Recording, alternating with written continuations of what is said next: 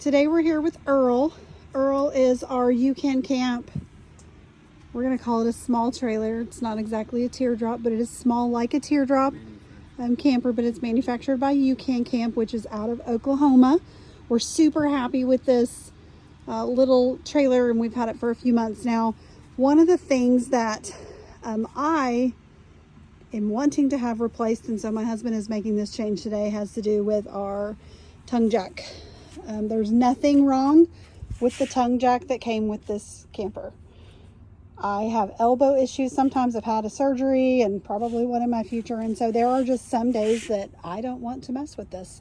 And so when I'm by myself, it just is one of the things that I always think about. So today we're going to go ahead and replace this and put on an electric tongue jack. So to get this jack off, the Ram 3,000 pound, we are going to simply take these bolts out. We already done this to make it simple for us, and I'm using basic tools. I'm using a crescent wrench. I know we could use a socket, or I also have an impact, but everybody has a crescent, so that's what I use to do this video. Basically just take 3 bolts out. Once you get the 3 bolts out, this simply comes right out. Pretty easy.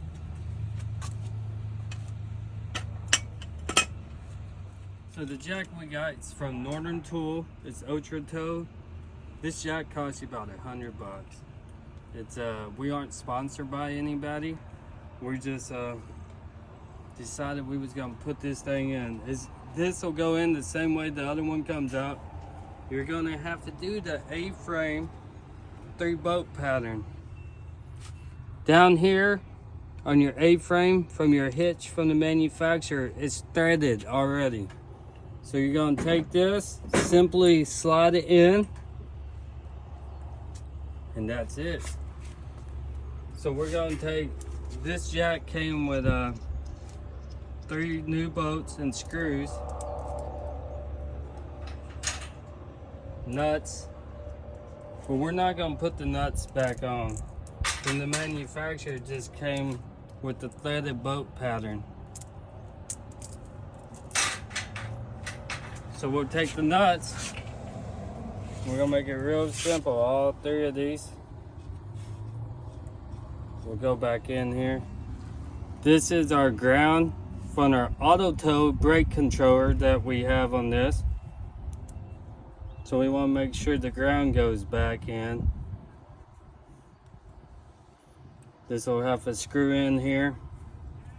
Make sure you put everything back the way you got it. I already unhooked the power. Make sure you do that for safety.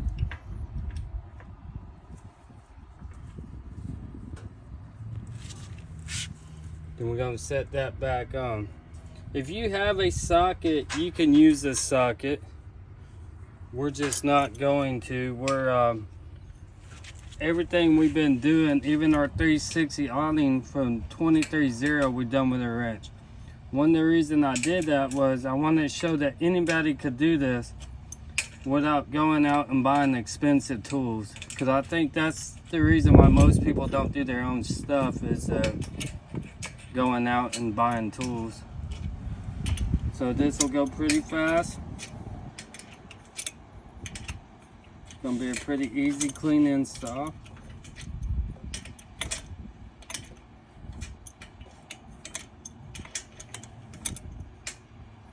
We'll get it as flush as we can, then we'll go back later and tighten it up.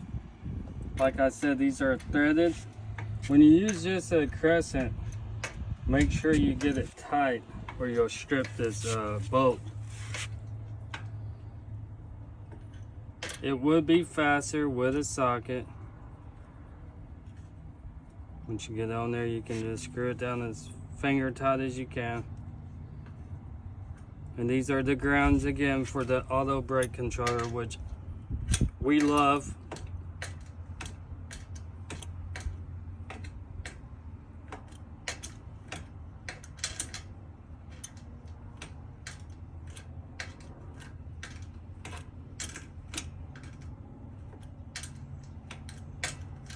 Like I said, the socket will be faster.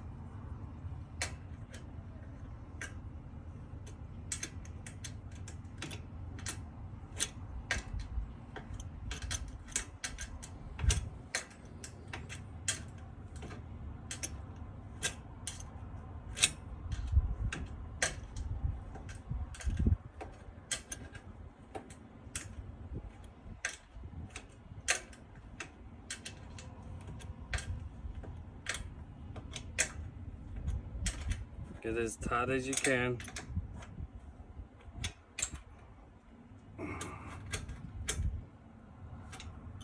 Then we'll go back and tighten it. This one will be a little bit different, guys, because this is our power cord and this one is our ground.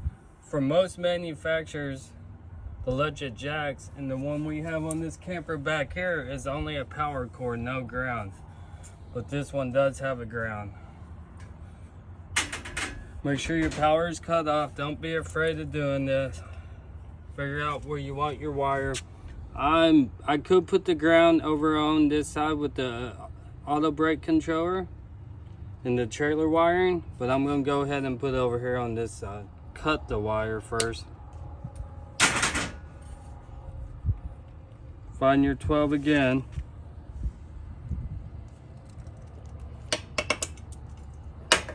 And you're gonna strip this wiring off.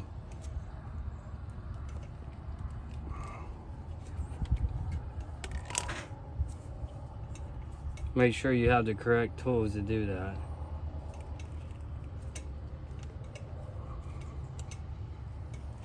Once you get it stripped, make sure it's all good like that. You're gonna take your 3/8 wing terminal.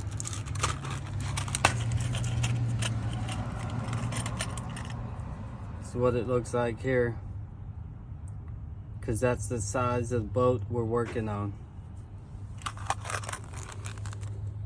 Twist up just a little bit.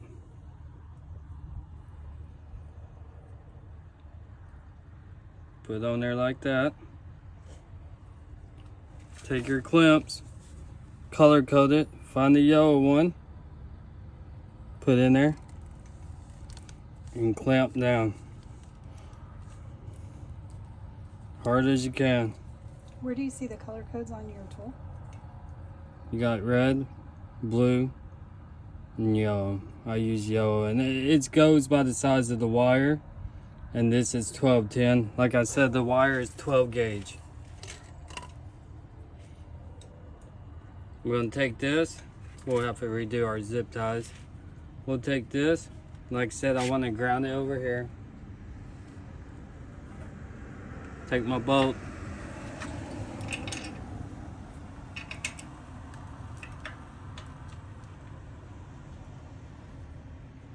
Get it on there.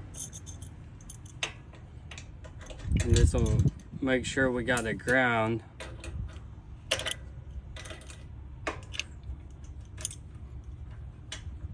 For this electric jack we bought. This is really a simple install. Once you get it in there, you can start tightening it down. You could use an impact, which we have one, and the right side socket, depending on what bolts you're using.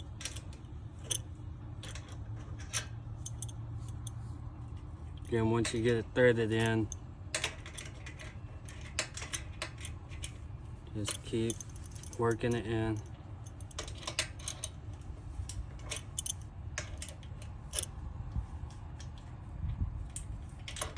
It's threaded. Some people do put a locking nut underneath. We may go back and do that later, but most of the time from the manufacturer it comes just like this.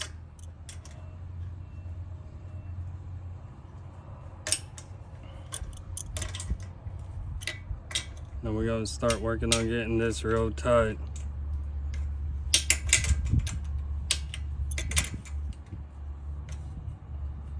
If I can't get this one tight, I will put a locking nut on the end.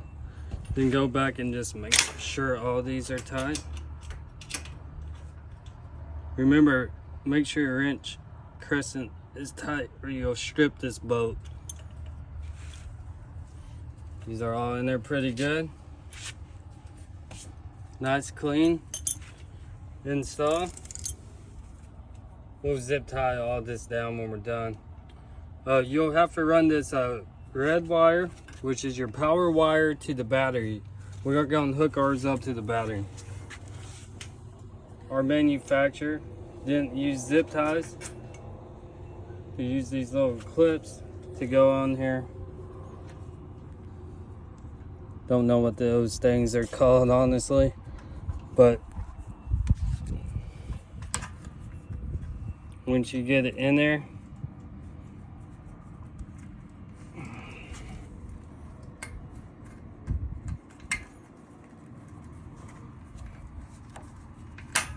there you go. We'll zip tie all that up nice and neat. I'll run this through all these clips to keep the wire clean and nice. Trying to have a neat area with your wires.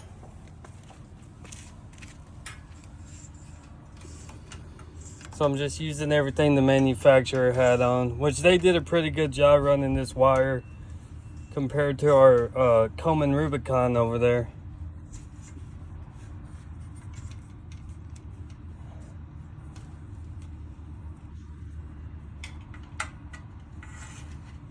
All this wire out of the way.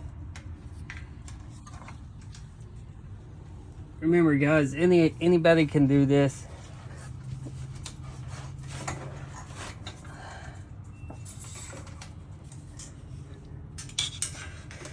Once we get all that wire back up there, we'll get up in there in the battery box.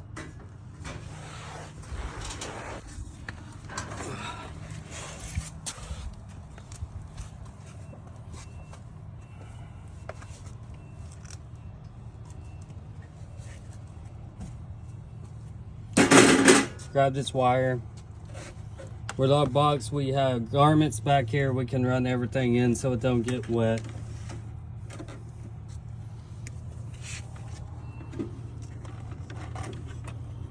Again, we want to try to keep the wires nice and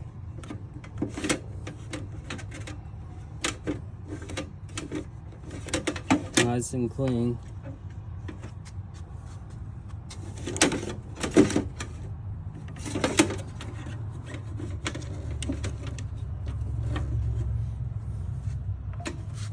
Grab yourself another ring terminal here.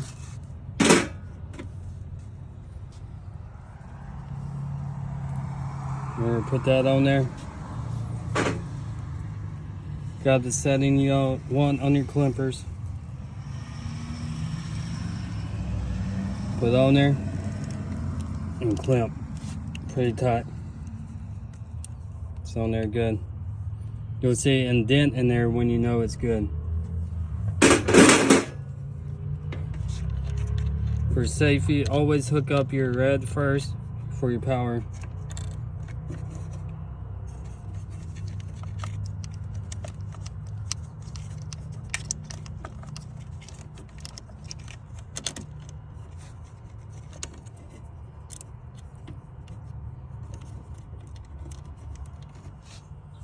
Try to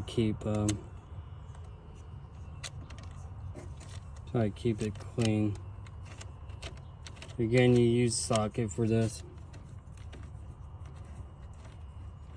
We also have a DeWalt quick release on here for a charger maintainer. When we want to come to the house, we can plug it in, and that'll be a different video, but that's what you see the other third hookup here.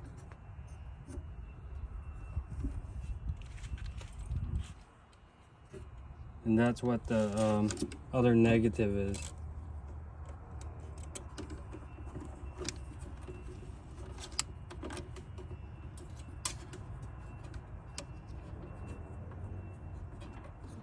Always just try to keep your wires as clean as possible.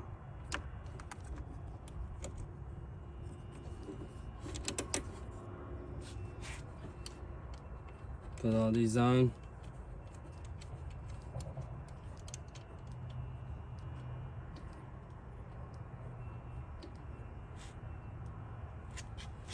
with taking the old jack off and putting the new jack in, we got about 25 minutes of work for our install.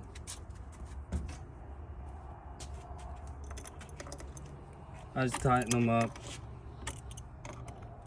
Like I said, you get socket is the way to go. Everybody has a crescent. Once that's on, we should have power. Our light is working. Over here we go. Down. This will be to lift the trailer up and up.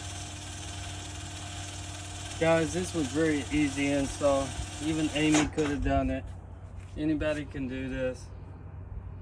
Yeah, and I will say that for me, I'm towing with a vehicle that has a limited towing capacity, but this did not add a lot of weight. I believe this weighed 12 pounds, and when I felt the previous one, it probably weighs about the same. So it was almost a complete just switch out for something that doesn't require that manual twisting and turning. If something did happen to this, you have your cheater bar here. You put in the top and you can manual crank this thing down. So if something goes wrong, that's what we'll do. One of the things that it came with this foot pad here. I'm sure it works just fine. It's just I don't like the size of it. So we did buy one from Harbor Freight, which is quite a bit bigger, more heavy duty. Most of the time we use the wheel on it, because with this trailer here, teardrop bread with a square drop is what I call it. We can turn this thing all the way around by the wheel on it. So we can also put a wheel on this and we can flip this trailer any way we want to go. So it's probably fine, but we'll go with the other one. I mean, we paid $100 for it. Cheapest one I could find on the market. We'll give another review end of May, and we'll see how it did. But I mean, 2,500 pounds, that's plenty for this trailer. This whole trailer weighs no more than 1,300.